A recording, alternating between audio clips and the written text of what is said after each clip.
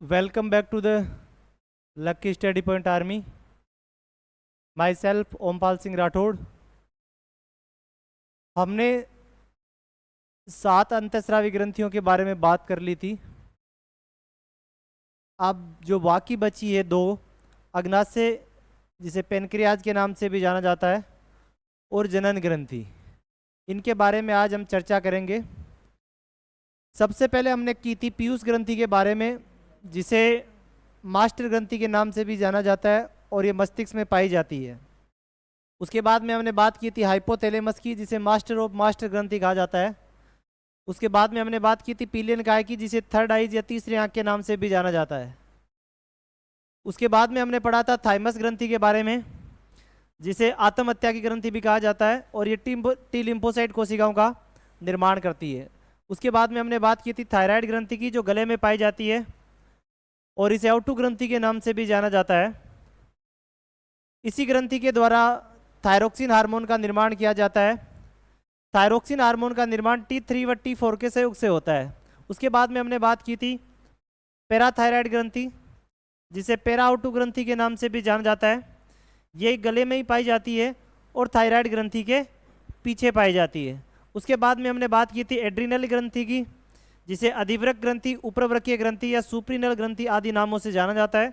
इस ग्रंथि से 50 हार्मोन रिलीज होते हैं, लेकिन काम के 4 रहते हैं, जिनकी हमने चर्चा कर ली थी। 4 कौन कौन से थे? पहला था एड्रिनलिन हार्मोन, जिसे लड़ो या उड़ो हार्मोन, करो या मरो हार्मोन या 3F हार्मोन के नाम से भी जाना जाता है। उसके बाद में हमने बात की थी ग्लूकोकोर्टिकोइड्स, जो ग्लूकोज पे नियंत्रण रखने का कार्य करता है।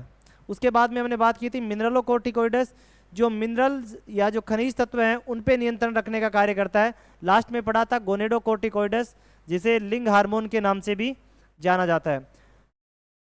ये कौन राह में बैठे हैं मुस्कुराते हैं, ये कौन राह में बैठे हैं मुस्कुराते हैं, ये मुसाफिरों को गलत रास्ता बताते हैं।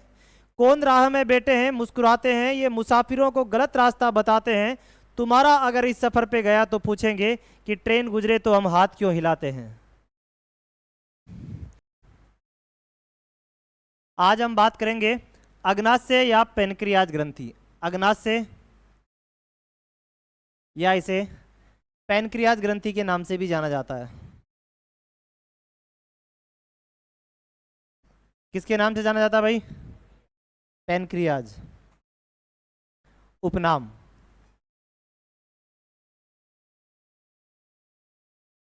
पेनक्रियाज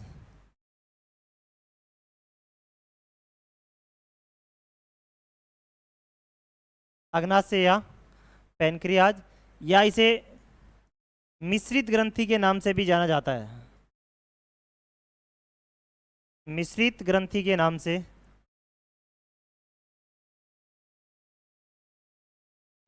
मिश्रित ग्रंथि भी कहा जाता है। देखो, अग्नाशय या जो पेनक्रियाज है, इसे मिश्रित ग्रंथि क्यों कहते हैं? कोई बताएगा तुम में से? हाँ भाई, एक ही? हाँ, और दो के अलावा कोई? बस स्टॉप या फुल स्टॉप? देखो, अग्नाशय को मिश्रित ग्रंथि या मिक्स ग्लैंड इसलिए कहा जाता है क्योंकि ये ग्रंथि हार्मोन और एंजाइम दोनों स्रावित करती है। एंजाइम बाह्यस्रावी ग्रंथियों से निकलते हैं, जबकि हार्मोन जो है वो अंतःस्रावी ग्रंथियों से निकलते हैं। ये जो ग्रंथि है, इससे 3 ही तो हार्मोन स्रावित होते हैं और 3 ही एंजाइम स्रावित होते हैं। एंजाइम की बात हमने कहाँ पे कर ली थी? पाचन तंत्र में करनी थी, है ना? लाइपेज, एमाइलेज और ट्रिप्सिन। ठीक है, आज हम बात करेंगे इसमें कि इससे जो 3 हार्मोन निकलते हैं वो कौन कौन से हैं। ठीक है,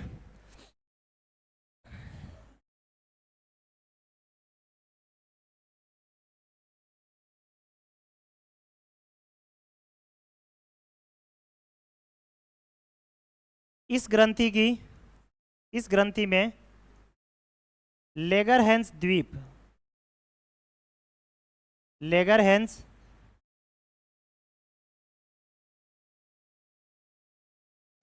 द्वीप या लेगरहैंस कोशिकाएं पाई जाती है। कोशिकाएं पाई जाती है।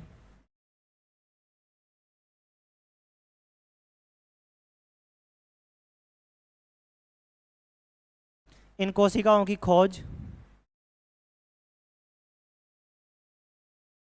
इन कोशिकाओं की खोज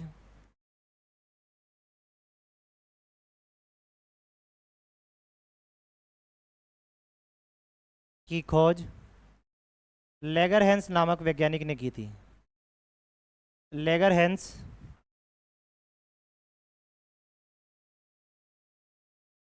नामक वैज्ञानिक ने की थी। नामक वैज्ञानिक ने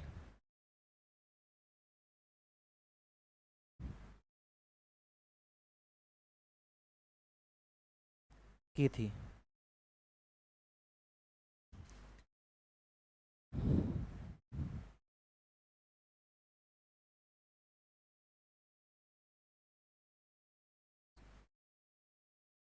इस ग्रंथि में 3 प्रकार की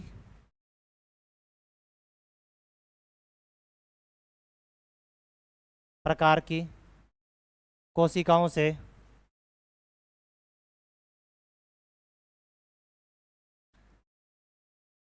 हार्मोन स्रावित होते हैं। हार्मोन्स स्रावित होते हैं या निकलते हैं।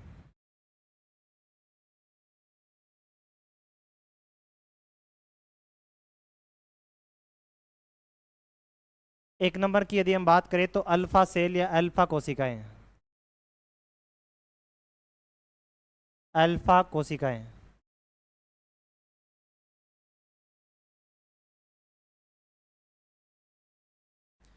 दूसरी की यदि मैं बात करूं तो इसे कहा जाता है बीटा कोशिकाएं।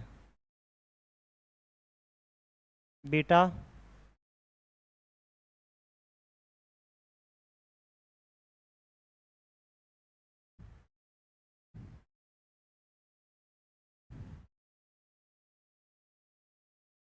तीन नंबर पे है, उन्हें कहा जाता है गामा या डेल्टा कोशिकाएं।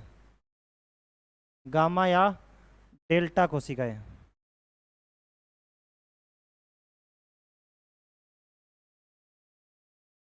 देखो ये जो अल्फा कोशिका है, इनसे ग्लूकागोन हार्मोन निकलता है। कौन सा हार्मोन निकलता है?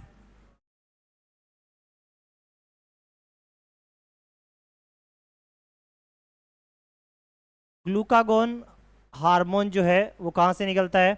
अल्फा कोशिकाएं से।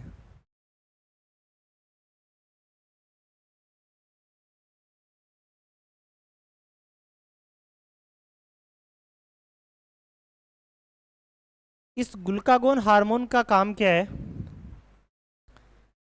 ग्लूकागोन हार्मोन का काम क्या है? जो ग्लाइकोजन है उसको वापस किस में बदलना? ग्लूकोज में बदलना। क्योंकि ग्लाइकोजन है उसे क्या कहा जाता है? स्टॉक फूड या संरक्षित भोजन कहा जाता है। और कहाँ पे स्टोर रहता है? ये यकृत में रहता है ना। मतलब ग्लाइकोजन जो स्टॉक फूड है उसको वापस ग्लूकोज में बदलने का काम कौन करता है? ग्लूकागोन हार्मोन करता है। ठीक है। उसके बाद में यदि हम बात करें तो बीटा कोशिकाओं से एक हार्मोन निकलता है जिसे कहा जाता है इंसुलिन। क्या कहा जाता है? इंसुलिन जो है, इस हार्मोन का मुख्य कार्य होता है ग्लूकोज जो है उसको किस में बदलना? ग्लाइकोजन में बदलना। मतलब ग्लूकोज जो भी हम चीज़ें जैसे कार्बोहाइड्रेट जो ले रहे हैं है ना, उन सब से लास्ट में बनता क्या है? ग्लूकोज बनता है। चाहे आप स्टार्च लो चाहे आप शर्करा लो, लास्ट में बनेगा वो क्या बनेगा? ग्लूकोज। और उस ग्लूकोज की जैसे मान लो आपने कई बार देखा होगा कि तुरंत एनर्जी के लिए आप ग्लूकोन डी वगैरह का इस्तेमाल करते हो है ना। खाना खाने के बाद में तुरंत आदमी को एनर्जी आ जाती है। घी पीने के बाद में आती है कि तुरंत एनर्जी नहीं आती। आज जो आप मान लो फैट या वसा ले रहे हो तो इसका प्रभाव 4-5 महीने बाद में दिखाई देगा। तुरंत दिखाई देता है क्या? नहीं। जैसे ही आप मान लो गन्ने का रस पीते हो तो उससे क्या आती है? तुरंत एनर्जी आ जाती है। हमने जब कार्बोहाइड्रेट पढ़ा था उस समय बताया था कि कार्बोहाइड्रेट जो होता है ना उससे क्या होती है? तुरंत ऊर्जा की प्राप्ति होती है। और ग्लूकोज एक प्रकार का क्या है? कार्बोहाइड्रेट। जैसे मान लो आपको आवश्यकता थी 3 रोटियों की, मतलब आपने काम मतलब जो एनर्जी खपत की है वो 3 रोटियों की है, और मान लो 5 रोटी आपने खाई है, तो जो 2 एक्स्ट्रा रोटी है उनका जो ग्लूकोज बनेगा, भाई जो भी अनाज होगा उन सब से बनने वाला लास्ट में क्या है? ग्लूकोज। अमूमन लोग जो डायबिटीज में क्या करते हैं कि मीठा खाना बंद कर देते हैं लेकिन रोटियों की तादाद बढ़ा देते हैं, इसीलिए उनका कभी भी शुगर लेवल है वो मेंटेन नहीं रह पाता। ठीक है, क्योंकि चाहे आप स्टार्च लो चाहे शर्करा लो, लोग शर्करा को बंद करते हैं, स्टार्च को क्या रखते हैं, चालू रखते हैं। स्टार्च से लास्ट में बनने वाला क्या है, ग्लूकोज बनने वाला है। ठीक है, तो जैसे ग्लूकोज की अतिरिक्त जो मात्रा होती है उसको ग्लाइकोजन में बदलने का काम कौन करता है, इंसुलिन हार्मोन। कौन करता है, ठीक है, और वापस ग्लाइकोजन को ग्लूकोज में बदलने का काम कौन करता है, ग्लूकागोन हार्मोन। ठीक है, उसके बाद में यदि हम बात करें डेल्टा कोशिकाएं, इनसे हार्मोन जो निकलता है उसे कौन सा है भाई, सोमेटोस्टेटिन हार्मोन। सोमेटोस्टेटिन हार्मोन, ये सोमेटोस्टेटिन हार्मोन है जो अल्फा कोशिका और बीटा कोशिकाओं से जो हार्मोन निकलते हैं उन दोनों पे नियंत्रण रखने का कार्य कौन करता है, सोमेटोस्टेटिन हार्मोन। ठीक है, किसी को दिक्कत है कोई, नहीं। देखो अल्फा से कौन सा निकलता है, ग्लूकागोन हार्मोन, जो ग्लाइकोजन को किस में बदलता है, ग्लूकोज में बदलता है। ग्लाइकोजन है क्या, स्टॉक फूड या संरक्षित भोजन जिसे कहा जाता है। स्टोर कहाँ रहता है, यकृत में। यकृत में आया कहाँ से, जब हमने मतलब कार्बोहाइड्रेट लिया, जैसे मान लो अनाज खाया या मीठी कोई चीज़ खाई है ना, शर्करा ली या स्टार्च लिया, तो उससे बनने वाला लास्ट में क्या है, ग्लूकोज। श्वसन में बताया था ना, मानव में श्वसन की क्रिया मेडुला ओब्लागेंटा से प्रारंभ होती है और श्वसन की क्रिया समाप्त कहाँ पे हो जाती है, माइट्रोकॉन्ड्रिया में। इसीलिए कहा जाता है ना, माइट्रोकॉन्ड्रिया को कोशिका का ऊर्जागृह, शक्तिगृह, पावर हाउस आदि नामों से जाना जाता है, क्योंकि वहां से किसका निर्माण होता है, ग्लूकोज का निर्माण होता है। और अतिरिक्त जो ग्लूकोज है वो कहाँ पे जाके स्टोर हो जाता है, यकृत में। इसलिए यकृत को तो शरीर का स्टोर हाउस और ग्लाइकोजन को क्या कहा जाता है, संरक्षित भोजन या स्टॉक फूड। किसी कोई दिक्कत नहीं। ये थी अग्नाशय या पेनक्रियाज ग्रंथि। अब हम बात करते हैं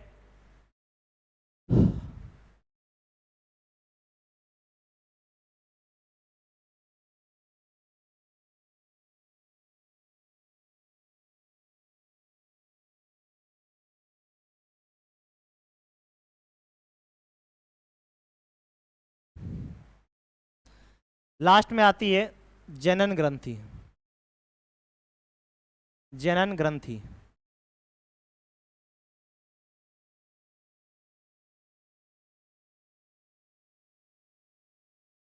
जनन जानते हो सब आप, मतलब इंसानों के द्वारा या किसी भी जीवों के द्वारा अपने समान संतति की प्रजातियों को उत्पन्न करने की जो प्रक्रिया है वो क्या कहलाती है, जनन कहलाता है। ठीक है, अब देखो वैसे यदि मैं बात करूं तो अहम एके और बहुश्यामी, मतलब मैं एक हूं और बहुत होना चाहता हूं, वो किसकी वजह से संभव है, जनन की वजह से। देखो जनन ग्रंथियों की यदि हम बात करें तो वो कितने प्रकार की है, दो प्रकार की होती है। कितने प्रकार की होती है, जनन ग्रंथियां,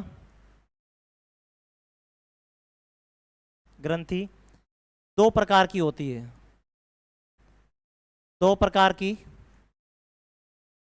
होती है। एक तो होती है नर जनन ग्रंथि, नर जनन ग्रंथि, और दूसरी होती है मादा जनन ग्रंथि।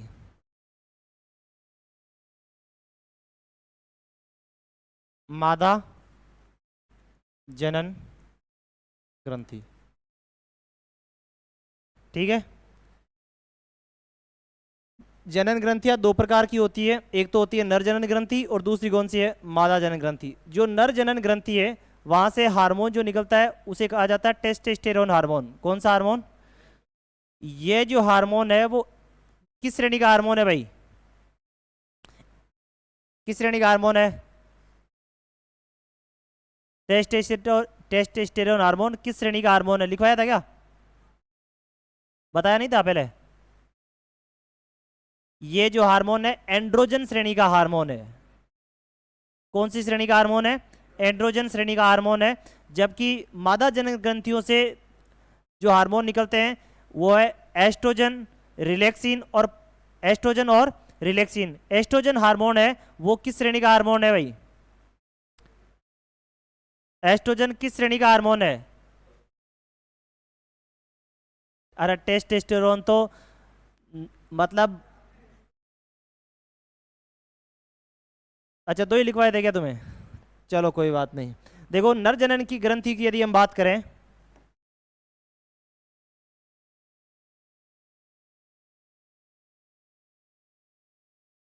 नर जनन ग्रंथि,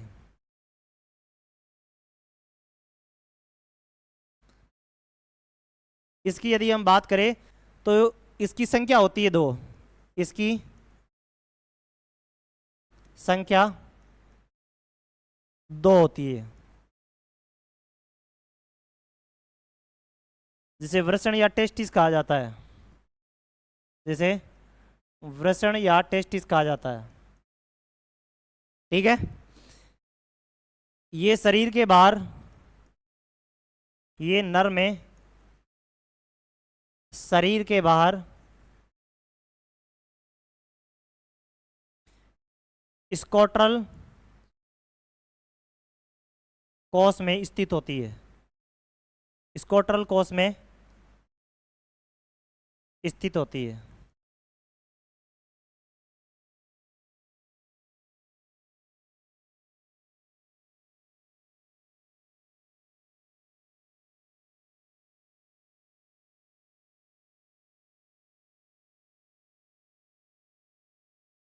इन ग्रंथियों से, इन ग्रंथि से या इन ग्रंथियों से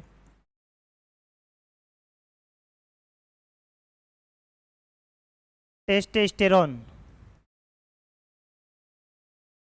स्टेरोन हार्मोन स्रावित होता है,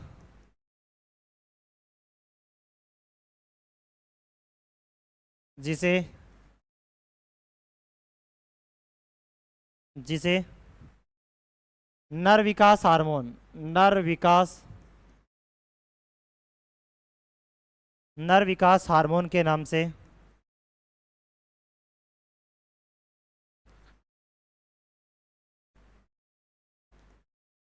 जाना जाता है, नाम से जाना जाता है। ठीक है,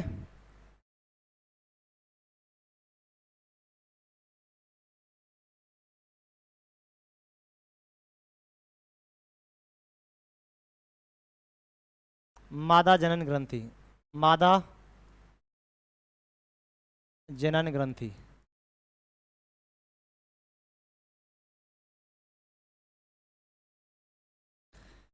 देखो मादा जनन ग्रंथि की यदि हम बात करें तो इनकी भी संख्या कितनी होती है? दो होती है। संख्या कितनी होती है? दो। ये मादा के शरीर के अंतर्गत, ये मादा में, मादा के शरीर में उदर गुहा में, उदर गुहा में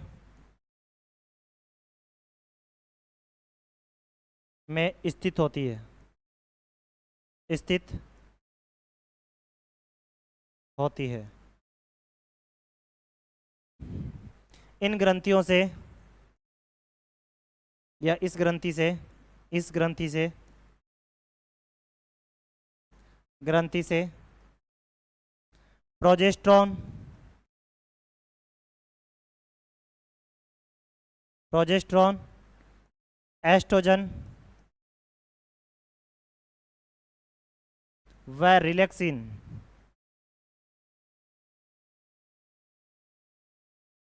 रिलैक्सिन हार्मोन निकलते हैं,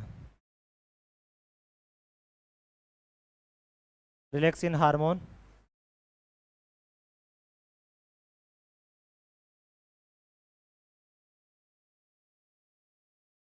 स्रावित होते हैं।